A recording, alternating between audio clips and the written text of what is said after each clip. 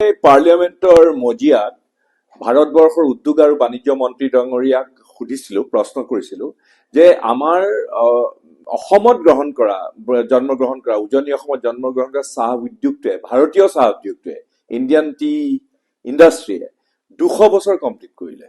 আৰু এই 200 বছৰীয়া চাহ উদ্যোগটোত প্ৰভূত অৰিহণা আগবঢ়াই আহিছে সদায় কণ্টিনিউৱাছলি ৰিচাৰ্চ এণ্ড ডেভেলপমেণ্টৰ কাৰণে, গৱেষণা আৰু চাহ উদ্যোগটোক অধিক উৎপাদনশীল আৰু সামৰ্থ্যৱান কৰিব পৰাকৈ আমাৰ যিটো R&Dৰ কাৰণে, ৰিচাৰ্চৰ কাৰণে, গৱেষণাৰ কাৰণে যিটো ব্ৰিটিছৰ দিনতে স্থাপন কৰা টোকলাই চাহ গৱেষণা কেন্দ্ৰটো আচলতে এটা ইনষ্টিটিউশ্যন, এটা আইকনিক ইনষ্টিটিউশ্যন ভাৰতৰ উদ্যোগ জগতত।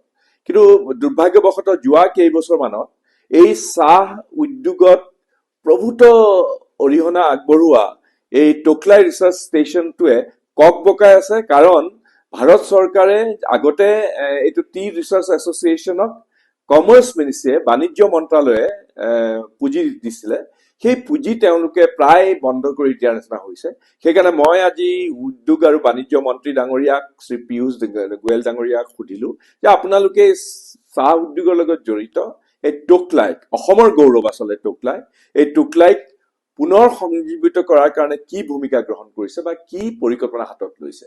তেওঁ অৱশ্যে আজি পাৰ্লিয়ামেণ্টৰ মজিয়াত আশ্বাস দিছে যে প্ৰাইভেট পাব্লিক পাৰ্টিচিপেশ্যন মোডত, PPP মোডত টোকলাইক পুনৰ সংজীৱিত কৰাৰ কাৰণে তেওঁলোকে, ভাৰত চৰকাৰে ব্যৱস্থা গ্ৰহণ কৰিব বা কৰিছে।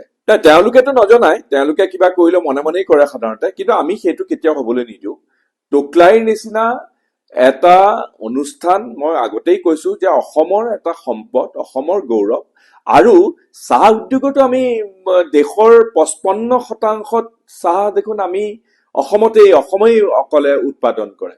গতিকে অসমৰ পৰা এই টোকলাই গৱেষণা কেন্দ্ৰটো কৰবালৈ উঠাই লৈ যোৱাৰ কথা ভাবিবই পৰা নাযায়। আৰু সেইটো যদি কোনোবাই কেন্দ্ৰীয় চৰকাৰে যদি মনে মনে কোনোবাই কৰাৰ কথাও ভাবিছে, সেইটো আমি কেতিয়াও হবলৈ নিদিওঁ। যিবিলাক ৰাজহুৱা খণ্ডৰ আনকি লাভজনক উদ্যোগবিলাকো তেওঁলোকে আদানী, আম্বানী বা ডাঙৰ ডাঙৰ পুঁজিপতিবিলাকক বিক্ৰী কৰি পেলাই হাতত সমৰ্পণ কৰাৰ কাৰণে তেওঁলোকে কাম কৰি আহিছে আজি 10 বছৰ ধৰি পেলাই।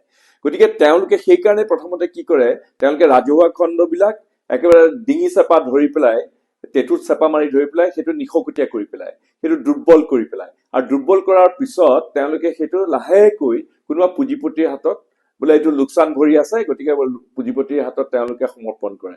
সেইটো নীতি আছে।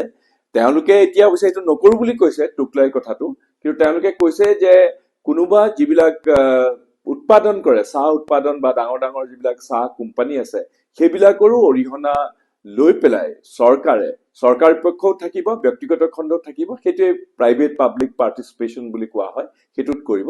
সেইটো কৰাত আমাৰ আপত্তি নাই, কিন্তু সেইটো কৰি পেলাই যদি অধিক লাভজনকভাৱে আৰু যদি টোকলাই গৱেষণা কেন্দ্ৰটো যদি অধিক সঞ্জীৱিত কৰিব পৰা যায়, অধিক সেইটো উৎপাদনশীল কৰিব পৰা যায়, গৱেষণা আৰু নতুন নতুন বস্তু যদি তাত সংমিশ্ৰণ কৰিব পৰা যায়, তেতিয়াহ'লে তাত আমাৰ আপত্তি নাই।